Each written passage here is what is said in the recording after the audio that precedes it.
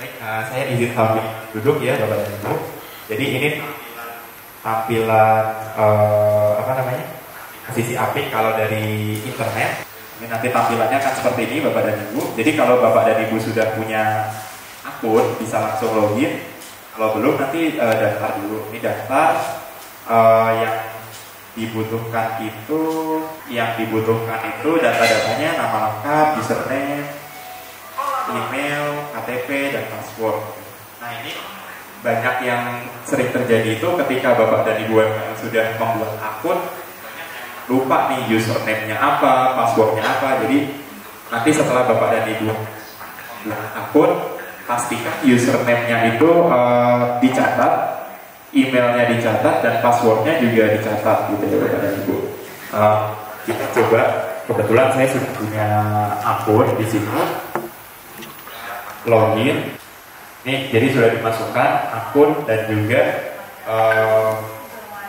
username dan password. Kita login. Sudah masuk ya. Jadi ini nanti tampilannya akan seperti ini Bapak dan Ibu. Dan si apik ini dengan satu user Bapak dan Ibu bisa membuat laporan keuangan untuk berbagai usaha yang dimiliki. Jadi misalnya Bapak membuat akun, nanti Bapak punya 3 jenis UMKM yang berbeda, nanti Bapak bisa membuat masing-masing laporan keuangannya. Seperti di sini, ini beberapa contoh sih. Jadi ada CV Putra Bone ini perdagangan, Nila Lestari ini perikanan. Jadi macam-macam nanti Bapak dan Ibu bisa membuat web gitu yang sesuai dengan tidak saya betul. Saya izin untuk ini ya, memandu lah cara membuat UMKM-nya di sini. Jadi kita klik tambah. Nah, terus kita pilih nih sektornya apa. Kalau yang CV Amir ini kan bergerak dalam bidang perdagangan, maka kita pilih yang perdagangan. Nah, kemudian kita amati data-datanya Bapak dan Ibu. Ini ada data pilih gambar, biasanya logo usaha. Ini nggak wajib, bisa dilengkapi belakangan. Yang wajib itu yang tanda bintangnya ini Bapak. Misalnya badan usaha namanya CV Amir. Ya, alamat, jalan. Itu bisa disesuaikan dengan alamat Bapak Ibu. Provinsi kita bisa pilih, berarti di DKI Jakarta. Kabupaten itu di Jakarta Utara. Kecamatan jadi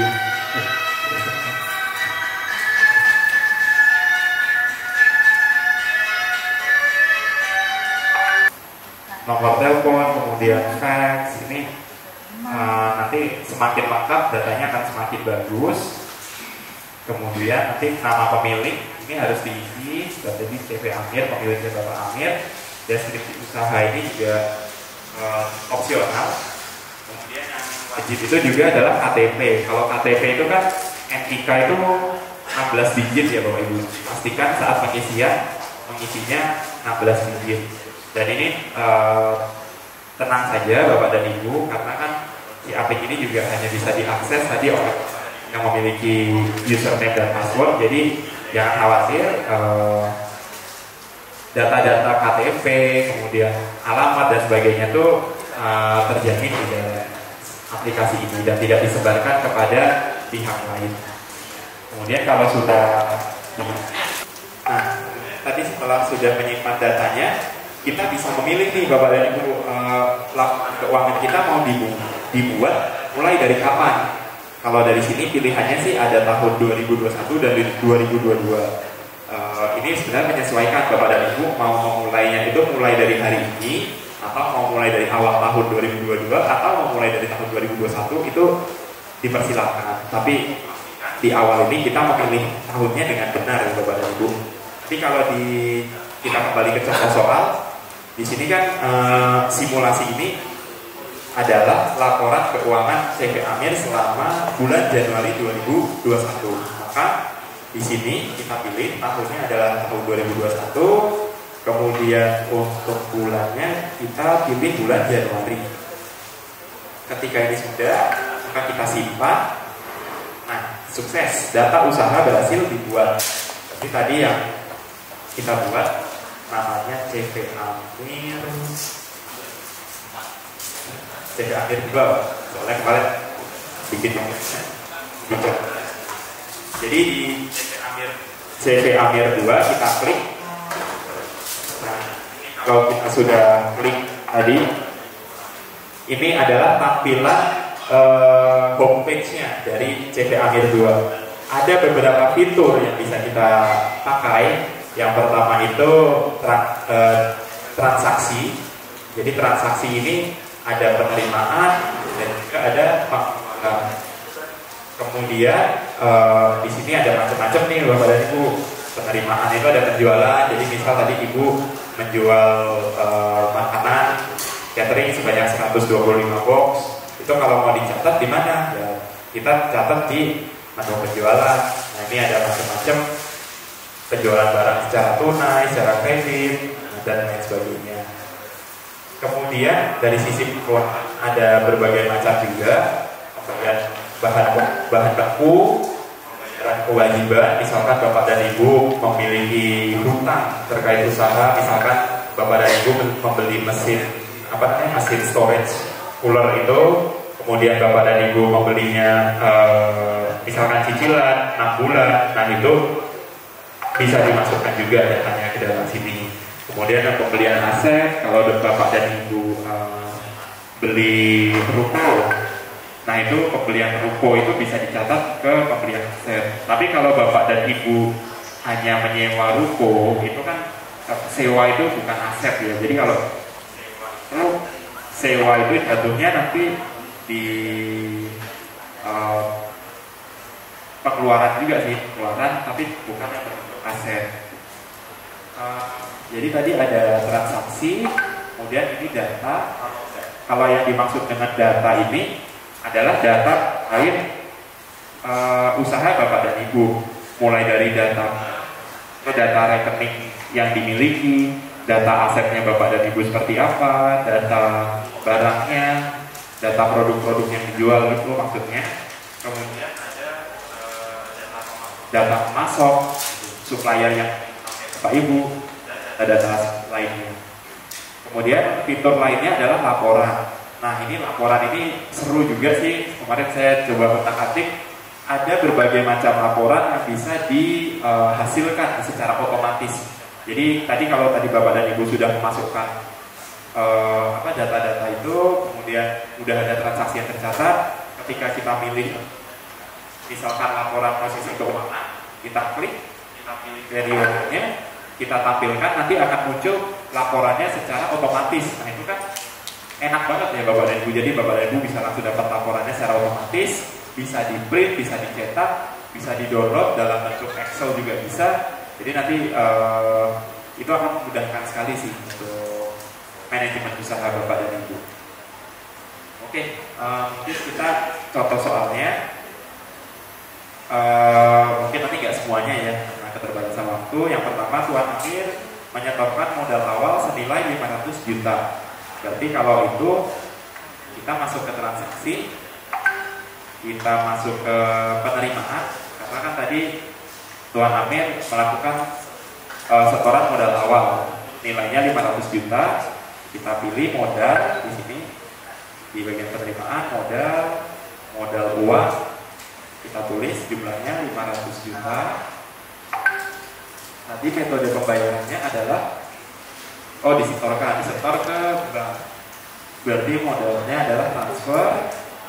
Pilih nama banknya, di sini belum ada karena kita belum masukkan data banknya Bapak dan Ibu. Jadi kita klik tambah dulu, kita masukkan nama banknya tadi, bank BBI kalau nggak salah, nomor rekening nanti disesuaikan dengan nomor rekening Bapak yang Bapak punya, mata uang dalam rupiah, jenis tabungan kita simpan dulu. Ini kalau sudah disimpan baru kita bisa pilih banknya muncul, bank BBI, kemudian tanggal transaksinya 2 Januari 2021. Ini harus disesuaikan juga karena kalau kita salah input tanggal itu juga nanti akan berpengaruh sih ke laporan kita dan Ibu. Jadi dipastikan tanggalnya benar, nominalnya benar, dan pos-posnya tadi benar. Itu penting barang atau pemasukan. Tanggal tanggal 2 Januari. Catatan ini opsional aja, mau diisi boleh supaya memudahkan Bapak dan Ibu untuk mengingat setoran awal. Kita simpan. Nah, ini sukses, sudah tercatat nih Bapak dan Ibu. Ini berarti sudah berhasil tercatatkan di dalam CAP. Kemudian kita kembali ke menu, kita lanjut ke yang nomor 2. Yang nomor 2, Tuan Amir membeli toko seharga 200 juta dari PT Selalu Ada. Pembayarannya transfer berarti tidak kredit ya, langsung. Dan umur manfaat toko adalah 20 tahun. Jadi kalau gitu kita toko itu kan berarti masuknya aset ya Bapak dan Ibu. Jadi kita masuk ke tadi dari belanja dulu, dari homepage kita masuk ke transaksi. Kemudian kita pilih yang pengeluaran. Pengeluaran tadi pembelian toko berarti pembelian aset, kita klik. Nah, ini ada macam-macam kepada Ibu, pembelian aset tetap tunai atau tetap secara kredit atau pembelian aset lainnya. Kita tadi toko itu masuk aset tetap, dibayar secara langsung secara tunai. Jadi kita pilih dulu, kita masukkan informasi nama asetnya. Nama asetnya kita masukkan toko. Kelompok aset ini kita pilih, jadi ada berbagai macam. Untuk yang kategori kelompok 1, 2, dan 3 ini saya juga lupa sih detailnya apa, nanti kita bisa googling. Kalau toko itu kan maksudnya bangunan ya Bapak dan Ibu, jadi kita pilih kelompok asetnya bangunan. Subkelompok asetnya, kalau toko kan otomatis permanen ya Bapak dan Ibu, kita pilih. Masa manfaat ini tadi udah otomatis, jadi kalau kita pilih yang tidak permanen, otomatis masa manfaatnya 10 tahun, tapi kalau bangunan permanen, otomatis terisi 20 tahun. Jadi nilai tokonya adalah 200 juta. 200 juta, kita simpan dulu. Nah itu tadi datanya sudah disimpan, kita pilih di sini toko, pilih pemasok. Pemasok ini tadi sih pembelian toko ini kan dari PT Selalu Ada, jadi kita daftarkan dulu nama pemasoknya, PT Selalu Ada. Oke. Nah, oh namanya belum diisi.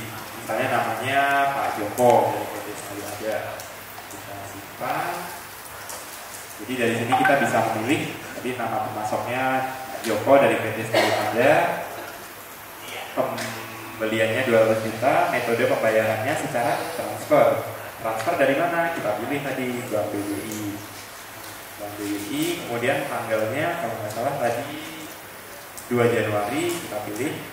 Jangan sampai, sekali lagi jangan sampai salah ya Bapak dan Ibu untuk untuk tanggal ini, karena nanti akan sangat berpengaruh. Oke, jadi udah tercatat ya Bapak dan Ibu, pembelian aset, nama aset toko senilai 200 juta dengan masa manfaat 20 tahun, nilainya 200 juta. Jadi ini sudah tersimpan. Kemudian mungkin kita pilih satu lagi ya Bapak dan Ibu, untuk yang ini nomor 3, membeli mobil Vauxhall seharga 500 juta secara kredit dan baru akan dibayar bulan depan dari mobil motor. Jadi kita pilih di sini adalah pembelian. Kalau kendaraan itu kan juga masuknya sebagai aset Bapak dan Ibu.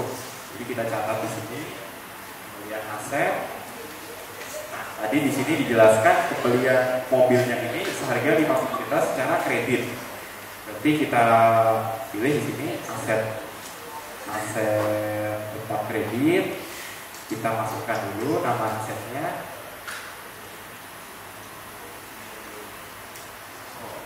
Kemudian kelompok aset. Nah ini Bapak dan Ibu yang sesuai. Aset mobil masuk ke dalam kelompok.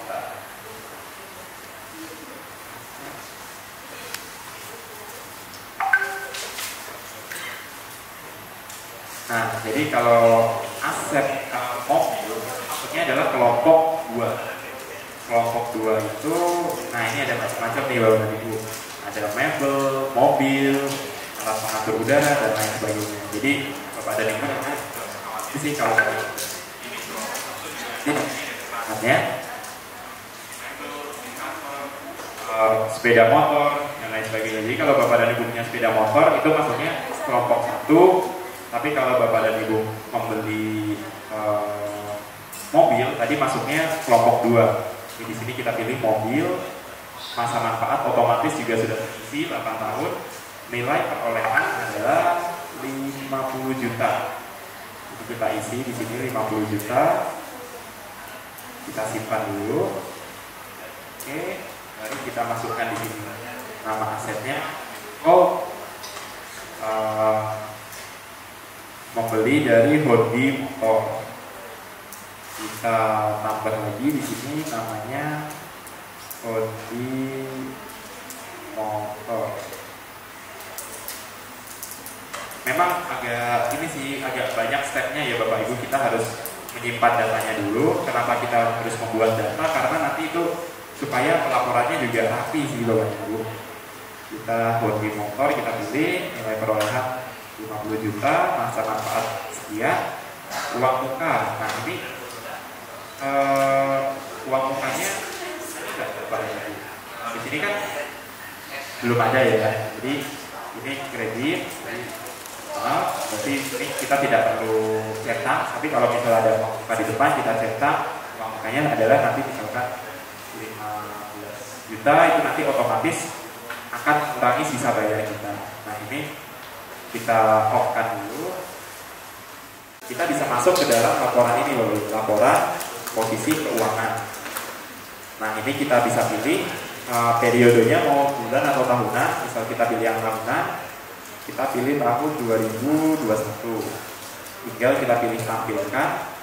Nah kalau di laptop ini bisa kelihatan laporan posisi keuangan neracanya seperti apa. Jadi asetnya ada sebanyak sekian, ini bisa dirinci lagi yang berbentuk kas atau uang tabung sekian, kewajiban. Muncul juga di sini utang usaha, misalnya utang kepada supplier, utang kepada bank, itu bisa muncul di sini. Modal juga demikian, nanti bisa muncul juga di sini Bapak dan Ibu, modal dari Bapak dan Ibu. Jadi ini satu contohnya, dan ini bisa di-download Bapak dan Ibu. Bisa di-download dalam bentuk PDF. Kalau dari PDF nanti seperti ini bentuknya. Di sini bisa langsung dicetak di PDF, nanti bisa langsung dicetak. Jadi di sini terangannya berapa, modalnya berapa. Dalam si Apex itu ada laporannya tipe bisa di-download secara otomatis. Posisi keuangan, laporan laba rugi, laporan histori transaksi. Jadi Bapak dan Ibu juga bisa tahu selama tahun 2021 itu membeli apa saja, menjual kemana saja, itu bisa didapatkan juga data-datanya. Mungkin kiranya itu sekian dari saya. Terima kasih sekali atas perhatian Bapak dan Ibu. Kalau ada pertanyaan, saran atau masukan, kami sangat tunggu di pagi hari ini. Mungkin itu saja. Wassalamualaikum warahmatullahi wabarakatuh.